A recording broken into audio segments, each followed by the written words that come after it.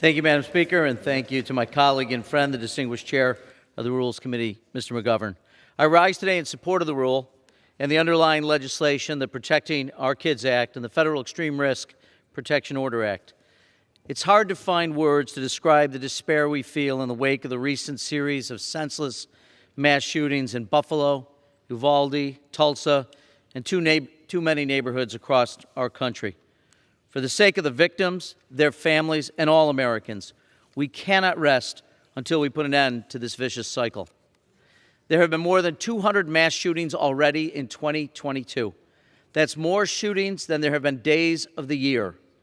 And according to a recent analysis published in the New England Journal of Medicine, firearm deaths have now replaced motor vehicle accidents as the leading cause of death for children in this country.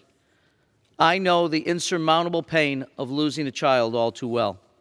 But losing a child to something entirely avoidable, that's a uniquely devastating kind of tragedy.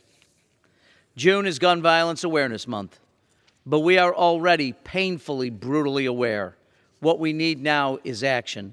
That's why this week we are passing legislation to strengthen red flag laws, raise the age for semi-automatic gun purchases, ban bump stocks and high-capacity magazines, and promote safe storage of firearms.